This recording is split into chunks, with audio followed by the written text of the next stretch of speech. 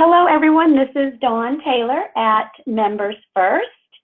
I want to thank you all for joining us today for our CMAA Evergreen Chapter webinar on how to boost your membership with inbound marketing. Many of you already know me, which is great. I saw the list of people who joined, and I'm thrilled to have you on here. Those of you who don't, I've been with Members First for about 13 years. Working with clubs across the country on their website design and development, but also initiatives, especially in the past couple years, on ways that they can boost membership leads and in some cases wedding and banquet leads. So what we're really going to focus on today is those inbound marketing campaigns and some things that you can do at your club to increase your lead generation. First of all, just a quick housekeeping note. You are all on mute.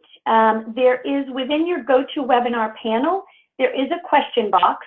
If you have any questions throughout the presentation, please just enter them in the question box, and at the end, we'll go through all of the questions in a little Q&A session. Also, at the end of the presentation, I will give you a code. And the code at the end you can use to actually email Susan, so you get credit for attending today's presentation. So real quick, we're going to go through our agenda for today. First, we're going to talk about the importance of people behind the technology that you use. We're also going to talk about some marketing goals and challenges that are faced by clubs today. As part of inbound marketing, it's really important to attract the right people for membership or wedding and banquet business. So we're going to talk about that. And that is going to take us right through a marketing services strategy, starting with buyer personas or prospect personas, creating good content, lead generation, social media and search engine optimization, as well as blogging. We are going to talk about how to organize and track all of the leads you're going to be generating if you put together a new campaign by using CRM solutions. And then just a real quick, at the end, a real quick case study, so you can kind of see results that a particular club has had not too long ago. And then we'll get right into our Q&A session. So for starters, the people behind any of the technology you use, when you are engaging in any kind of inbound marketing program, it's important to know that inbound marketing and campaigns to generate leads can really touch on many different aspects of what you're doing today, meaning your website, any search engine optimization, your social media efforts. So it's important to work with a firm that understands those areas, but also provides you with resources in the areas of design, technology, search engine optimization, blogging, copywriting, in some cases even video and photography. So one of the things, we certainly do provide those resources to our clients, and I just want to make sure it's out there that it's very important that you do at the club have access to those experts if you're working with an outside firm, somebody outside of your club. So inbound marketing typically focuses on one primary goal, and that goal is lead generation.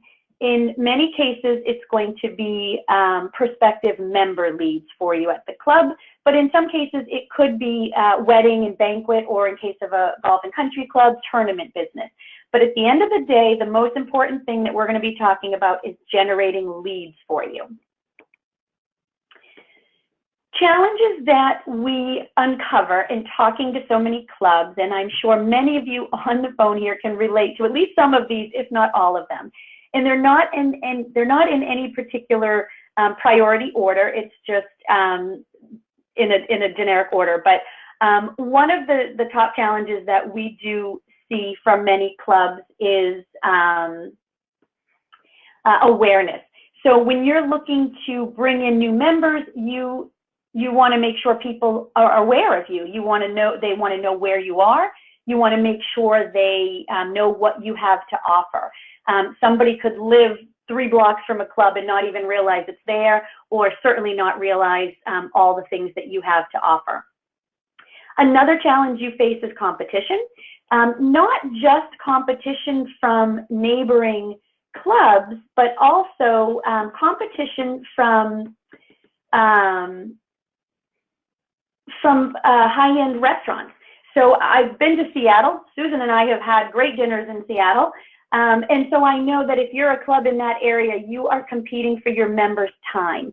You are competing for their time and all of your programs. But on a Saturday night, if they're heading out with their friends, you want to make sure they choose you over that local high-end restaurant, that real cool place in Seattle. Also, club image. This is something that we find with many clubs, some historic clubs, maybe a golf and country club, maybe a historic yacht club, or a city and dining club. Your image is very important. One of the challenges people and clubs run into is their general public or your prospective member thinks you're maybe an all-boys club or an all-women's club, and you're not welcome to having those families in there. And so that's an image challenge that inbound marketing can certainly, through campaigns, help you overcome. Your club's staff, I don't know if I've ever talked to anybody at a club who isn't running around every single day wearing multiple hats, taking care of members, taking care of just everything in general that has to happen at the club. So your staff's time certainly can be a challenge. One of the benefits of outsourcing, in a sense, some of your lead generation efforts is that your staff can focus on servicing members and bringing in new members without having to do all that heavy lifting and sort of grunt work, as we call it, in getting those leads to you. Also, having an appropriate database to track your leads is very, very important. A lot of clubs are still working with spreadsheets. It's very easy to miss the opportunity if you are talking with prospective members or a bride-to-be that's looking to book a wedding. If you don't have the right database, it's really hard to keep track of these leads, and it's really hard to have effective communication on an ongoing basis with them. So a database is really important, and we'll get into that a little bit more towards the end of the presentation. And then member attrition. So certainly once you bring in your members, you want to retain your members. And really having the staff time to be able to focus on programs and servicing members is really important. So that will help you in the long run to retain those members. So how do we effectively reach our prospects today? Inbound marketing really focuses on content. It's all about creating good content that is in line with the interests of your prospective member. We always refer to inbound marketing as marketing with a magnet, not a bullhorn. So you don't want to be in their face. It's a little bit of a newer way of marketing, but it's really important to again, provide that good content so that you're attracting the right people to your club. And the big question is, well, how do we do that? How do we know what that right content is, and how do we know how to get it in front of people? So one of the things that we do is create prospect personas so that we know who your ideal prospect is, where they spend their time online, and by doing that, knowing their interests, you can then provide the right content to them that will attract them to your brand or your club. Your inbound funnel will look something like this. You are looking to attract essentially a stranger to your brand. You're going to do that through things like search engine optimization, blogging potentially, your social media efforts, and certainly your website. You're going to turn those strangers into visitors. Once you have them on your brand as a visitor, you want to utilize online forms and calls to action so that you turn those visitors into true prospects or leads. Once that visitor has become a prospect, this is where your tools come in. This is where your CRM solution comes in so that you are able to track those leads or prospects through a life cycle or a stage, an opportunity stage to become a member.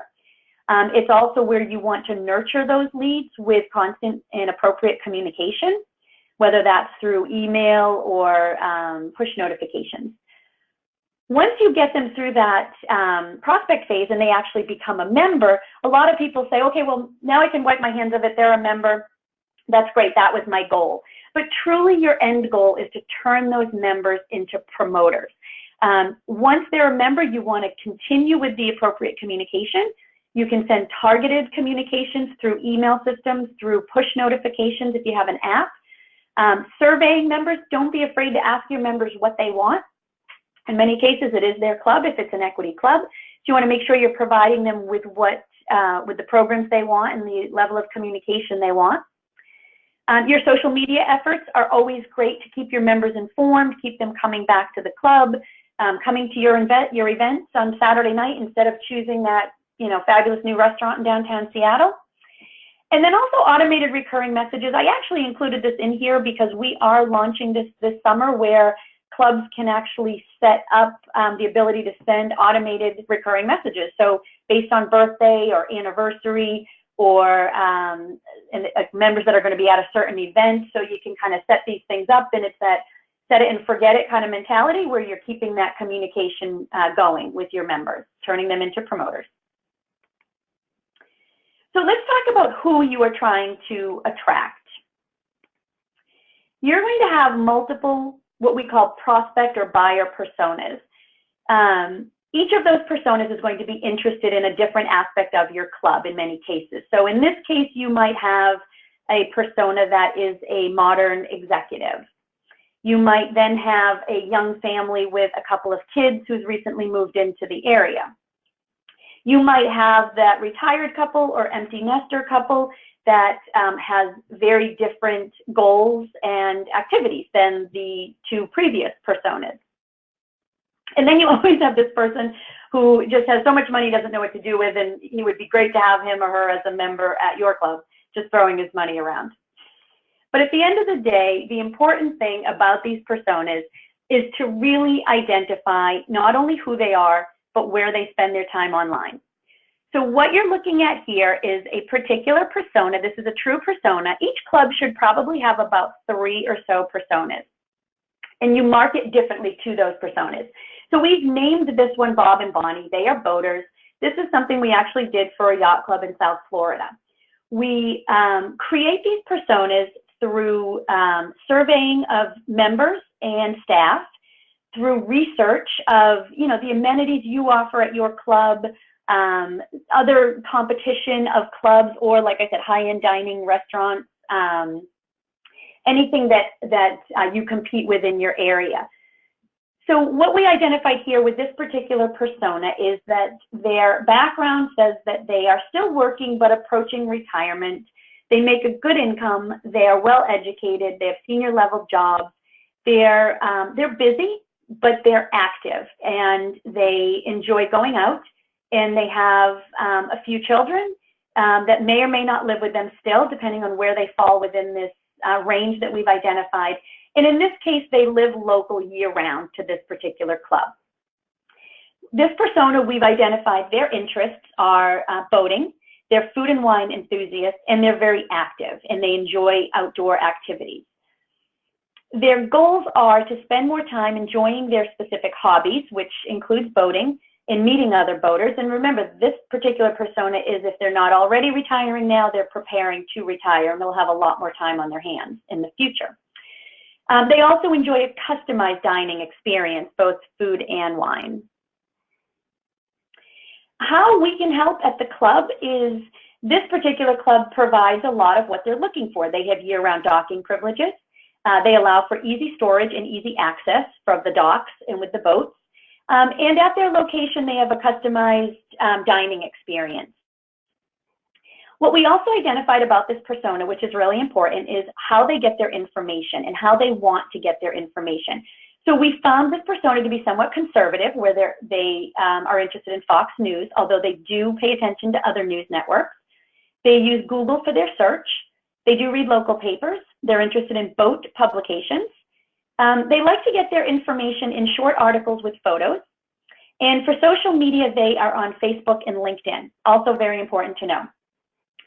For this particular persona, we also identified their challenges are that right now, because they haven't quite retired yet, they're really busy. They have a lot of work obligations. So the challenge with that is they're really trying to weigh out the cost of the club, being initiation fees and dues, and what value are they going to get because they are so busy. So that is the identified challenge. And again, each club should probably have about 3 of these different personas that can be marketed to. So how do we attract these ideal prospect personas and drive them to our website or our landing pages? So first, one of the ways you're going to do that is through tools like search engine optimization. Keyword research is used to identify how you would optimize your website or any landing pages, or your social media efforts can be optimized as well. The keyword research is really important based on what you offer at the club and what people are searching for that would look for something that you're offering. And again, that would be to optimize your website, your landing pages that you're using. We're going to talk about landing pages, as well as the specific content within them.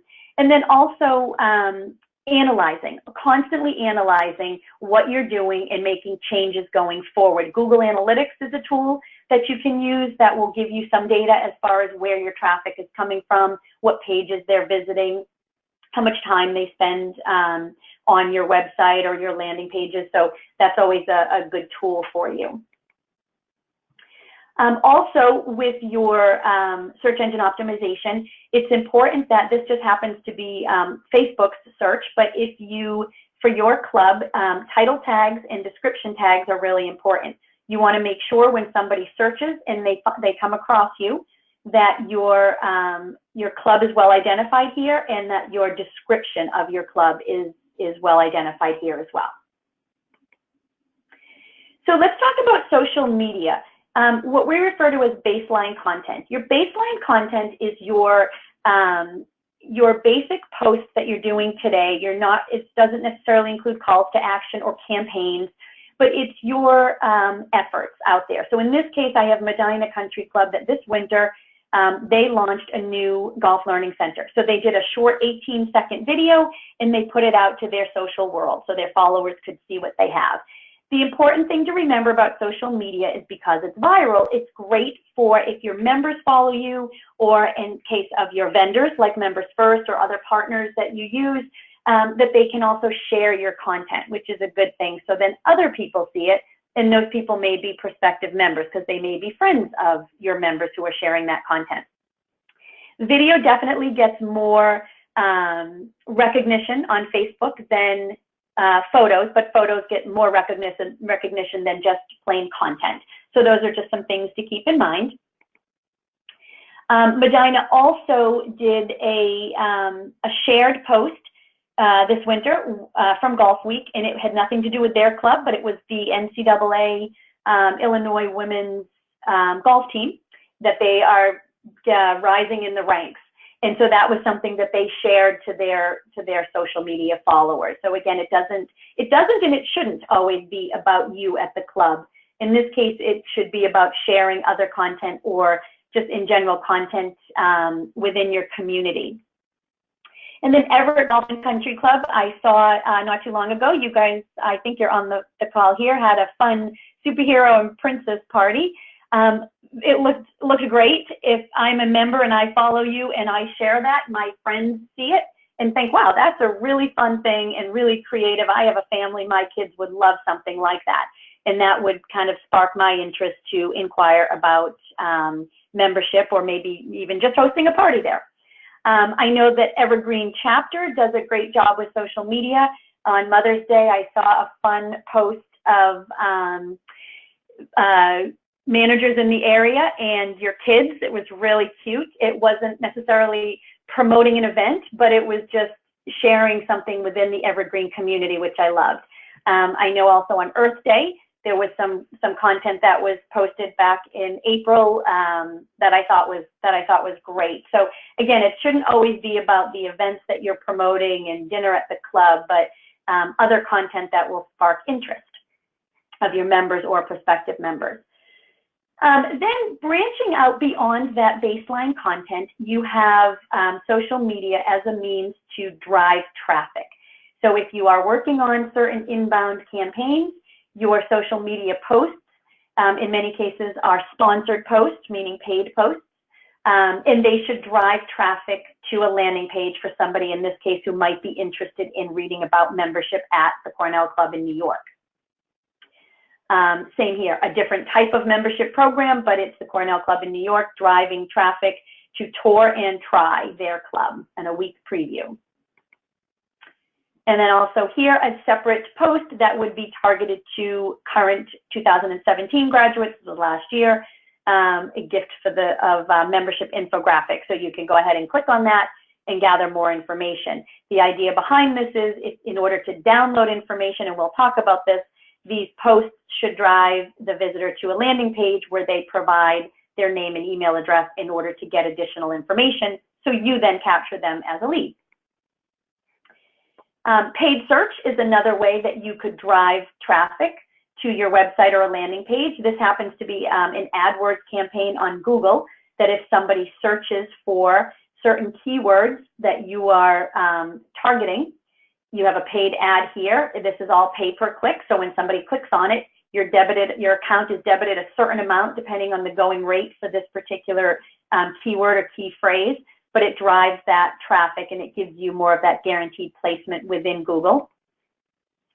Other paid search can be through social media. So this is an example of sponsored ads on Facebook. So Lost City Golf Club is doing some sponsored ads for their summer membership program. You can click from this ad and learn more about the membership.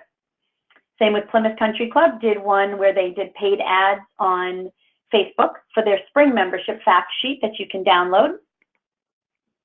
And also here, Plymouth Country Club was looking to promote weddings and events. And so you can download the wedding and event brochure after providing your name and email address, so they're connecting or capturing this person as a wedding lead.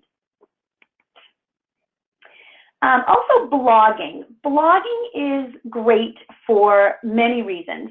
A couple of them are that if you're blogging, it puts you as an expert in the eyes of your followers, your members, your prospective members, whether it's a golf blog or a tennis tips blog or fitness and wellness, whatever that might be, it shows you more as an expert. I know at Members First, we follow a lot of different blogs. Some of them that I follow are our health and fitness clients. They give great tips on just how to sit at your desk chair to help your posture. So it's things like that, and I think, well, they're the fitness director at this huge fitness club in a major city. I'm sure they know what they're talking about. So it really helps from that perspective for you at the club. It's also great because Google loves blogging. They love that it's relevant content to your business, to your brand, and they love that it changes regularly. And you can also do search engine optimization and keywords on your blog. So that helps with your rankings within Google or some of the other search engines. Okay, how do you convert these visitors now into prospects? So I talked just a little bit about some of those ads that you saw on social media, and I keep saying you want to download them to a landing page where you can capture name and email address before you give something away. So it's important to keep in mind, instead of driving that traffic to your main website with a form where they can go all over your website and lose track of the form and lose track of what they were really interested in, send them to a very specific landing page. If they're coming from an ad that is to promote membership, it might be a download of the top 10 reasons you would join a private city club or a private country club. Or in this case, it's a photo ebook that they can download after providing their name and email address. And the ebook is just talking about the location of the club, what are the accommodations, what are some of the benefits of membership. They have a huge fitness program. But the important thing is, again, this is your landing page where they cannot go from here and start browsing your whole website until they actually provide their contact information and download this ebook, and that's what they came here for. Just a couple other examples of those online forms. You can also capture maybe a phone number within your form, and they can get in touch with you. In this case, I have a form that was related to, I think this was Cornell Club of New York for affiliate graduates. They could download their membership application. Keep the forms short and sweet. You don't need to ask for a lot of information here. You don't want them to leave. Or in this case, downloading a membership brochure. Important to know, once they provide that information, it's going to go into your CRM and you can start tracking them as leads. So once they provide their name and email address and they're downloading something, what are they downloading? So this is where your content really comes into play. Think about those prospect personas that we created. We had Bob and Bonnie, our boaters, and what they're interested in. So it's important to know who you're targeting and what stage they're in at looking at a club, and what kind of content you want to provide them. So if we break down that ebook, for example, members that we targeted that went online to download the ebook were able to download it and see not only photos of different areas of the club, like their fitness center. They got some specific information about the fitness center, about the classes they offer, the programs they offer. But then they also had a page full of member testimonials. So they're seeing interior club photos. They're seeing the views from their deck, or the high floors. They happen to be downtown New York. So this is a beautiful ebook, and it gives a lot of membership information. And in order to get these people provided their name and email address to the club. Another example of a content offer could be a case study. In this case, Cornell Club was looking to promote their fitness program and their personal training. So we created a case study from a particular member who had a lot of success in their fitness goals by working with a personal trainer. So we've targeted certain personas that would be interested in Cornell Club. They provide their name and email address, and they can download this case study and the information the club provided about the fitness center and their personal training packages. Additionally, once somebody provides their name and email address and downloads that content offer, it's important to have a thank you message for them. But also, as you can see, this is a little different than the landing page, because now you're back at the website, as you can see from the navigation. So once they provide that information and they download your content offer, you can go ahead and direct them to your website. So now they can go ahead and browse your entire website and find out all this additional information above and beyond what they just downloaded. What we also encourage, and this is something you can typically set up through your CRM solution that you're using, are follow-up emails, or what we refer to as lead nurturing emails, so that at different stages in your sales pipeline of bringing these leads to become members, at different stages that they go through in their decision process, you can have automatic lead nurturing emails kind of queued up to go out to them. It might be that they're sitting in a certain stage for 30 days or 60 days, and you want an email to go out just to remind them, stay top of mind, remember you were looking at our club, and oh, here's another link to download that application to send in to us. Or if they're still in the beginning stages, just wanted to remind you, you may have lost track of that ebook, but here, go ahead and download another ebook. So these are really important pieces in that process. And speaking of CRM, one of them that we do recommend is HubSpot. They are a Cambridge, Massachusetts-based company. We are an agency partner of HubSpot. We actually use the software ourselves here at Members First. What's really nice about it, we embedded the forms onto our corporate Members First website. So you could do the same on your landing pages or even your main website if you're using a CRM like this. And when somebody requests information about Members First, we get an automatic email that gives us all the information they provided in the form, but then we can view it in HubSpot, and we can actually see the pages they visited on our corporate website, how much time they spent on some of those pages, how many times they went back to certain pages, so we can really kind of gauge what somebody is interested in, and then we can see at what place they were at when they provided or filled out that form.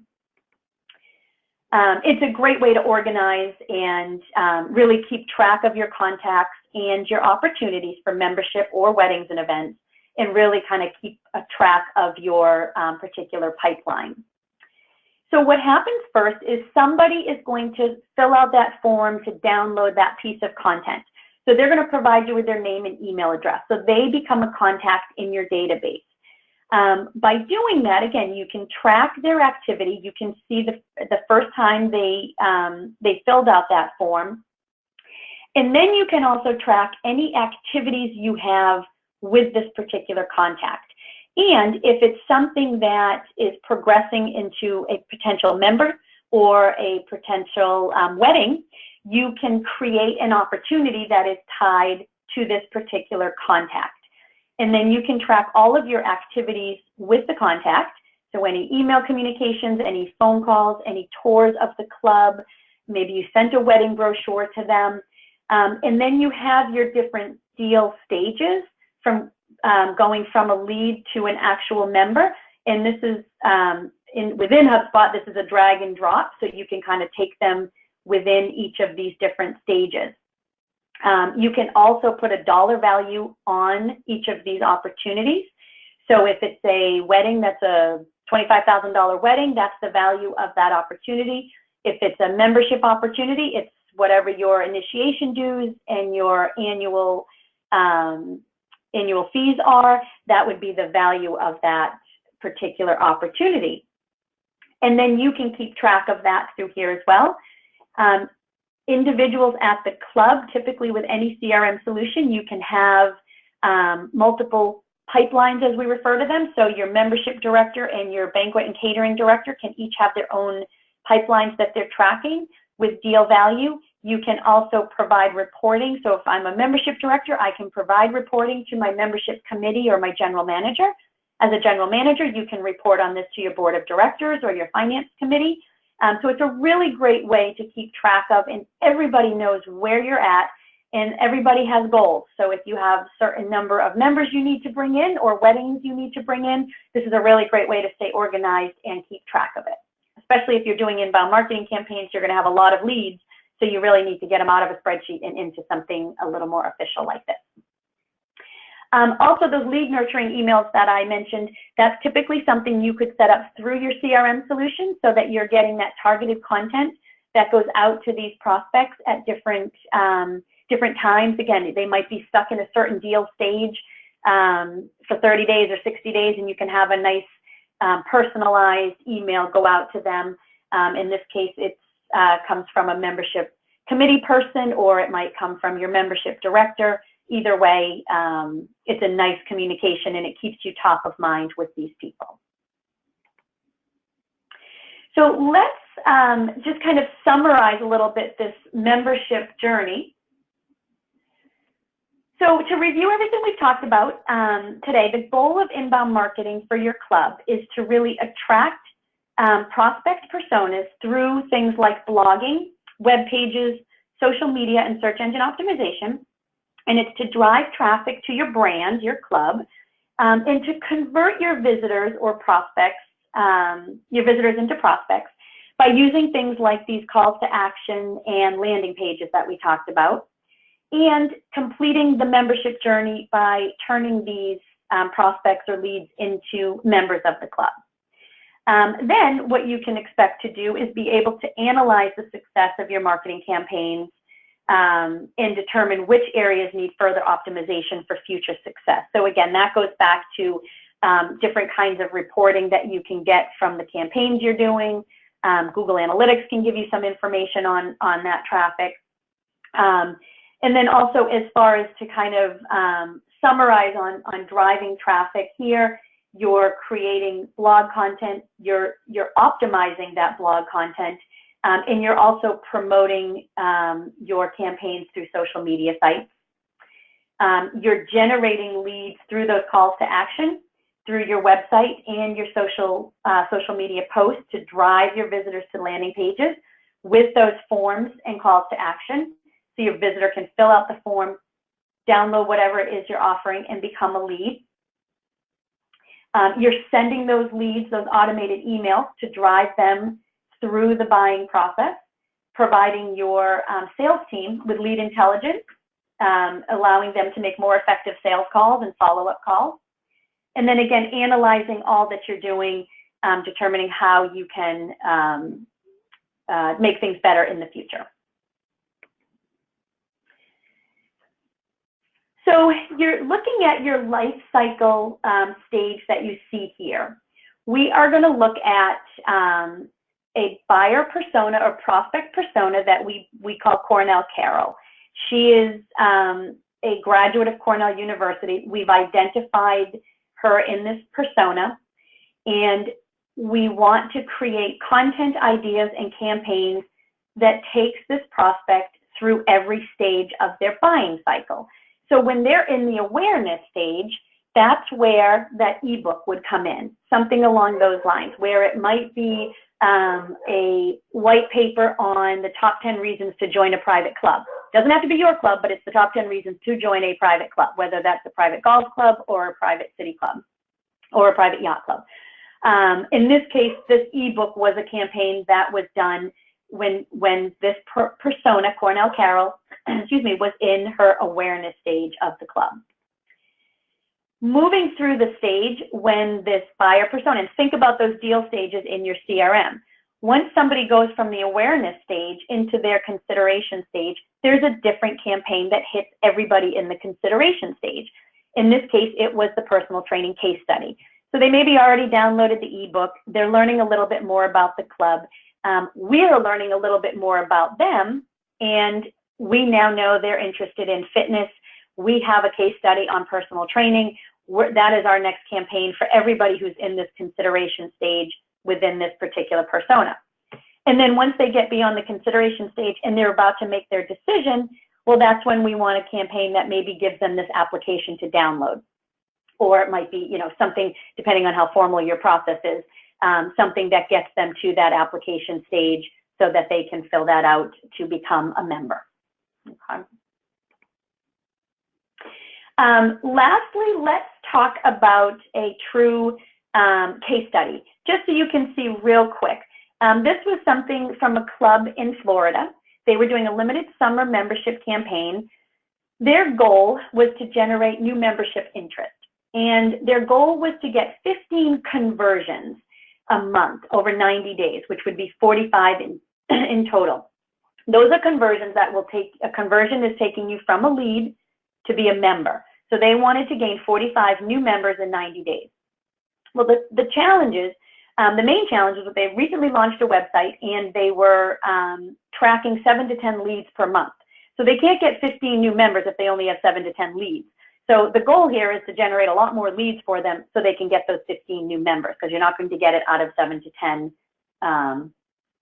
leads. And so we really didn't have a lot of benchmark data. So the tactics that we put together working with them was to really measure those inbound marketing goals. What did they want to achieve?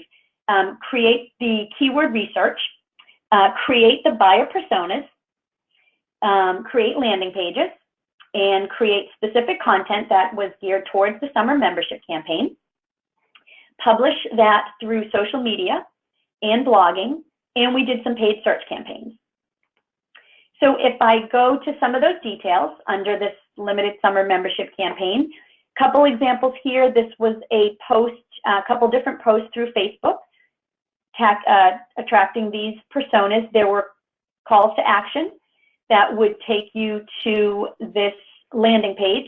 You can see there's no particular access to the website here. It's a landing page where you can enter your name and email address, and then you click a download button and you can download the summer membership fact sheet.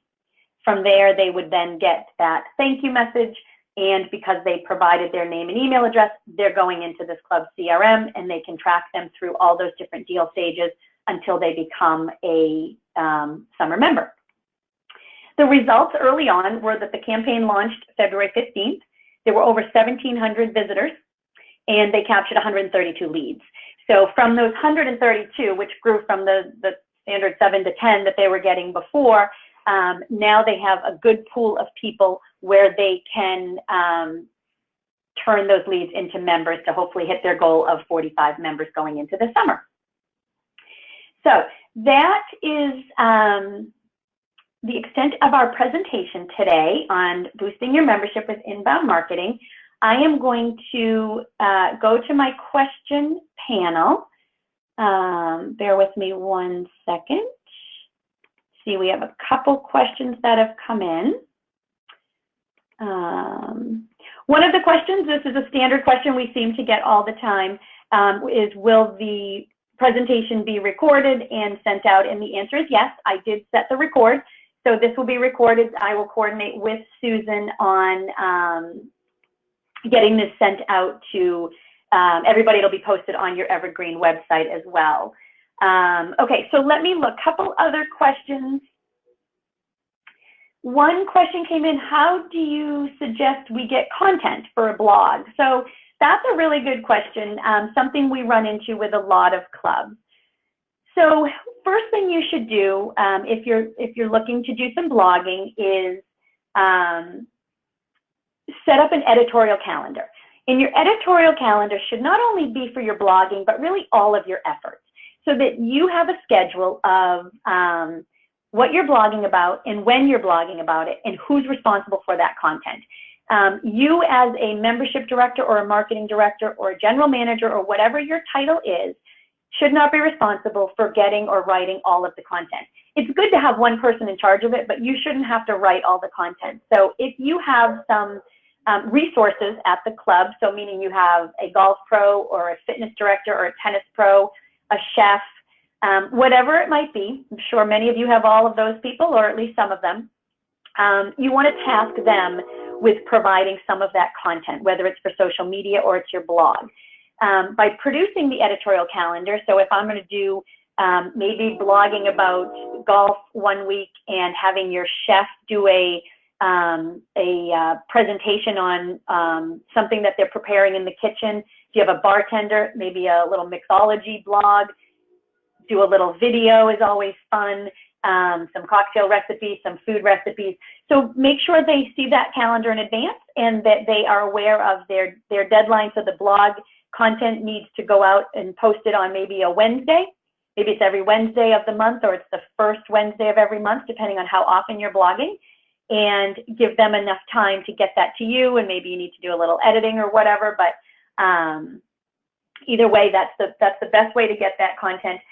Also, something to keep in mind with social media and blogging is it is okay to share content. So we talked about that a little bit today, but I know, like I said, Susan, with the Evergreen chapter posting, it's great seeing the chapter meetings and the Mother's Day posts, but it's also great to see just shared content. So things that are happening in your community, whether it's a Susan G. Komen breast cancer walk and maybe your members participated and your staff participated, or it was just something that the local news put out there about that walk. Anything along those lines, it's interesting content. So those are things to consider. If you're a little short on content, feel free to just share somebody else's. All right, let's see. We have another question. Let me just go back to this panel. Okay, how do I get stats on traffic to my website? Okay, another really good question. We mentioned a little bit about Google Analytics. Google Analytics can get you stats on some of your traffic. If you're a Members First customer, you have Google Analytics set up. If you're not sure how to access it, your Client Services Manager can give you access to that. You can see some of the traffic as far as your pages that have been visited, where some of that traffic is coming from. You can even see the geography that the traffic comes from. You can see whether it's coming from a mobile phone or a tablet or a desktop. So that's a really good thing to know and to keep track of. If you're not a Members First client, you probably have Google Analytics set up as well with your website provider. So I would just reach out to them and they would, I'm sure, can get you access to that. So great questions. And it looks like that's it for questions. So I need to give you a code, and the code I'm going to give you is going to be summertime, because we're finally into spring here in New England, and I hope you are as well out in the Pacific Northwest. And so we're anxious for summertime. So summertime is your code. you can email Susan Rogers that code, and she will give you credit for attending today's presentation. If anybody does want additional information, please don't hesitate to give me a call. My email address is on the screen here. Like I said, this is a recorded presentation, so we will be sharing it with all of you and posting it to the Evergreen chapter website. So I wish all of you a wonderful day and a wonderful week, and thank you again for participating. Bye-bye now.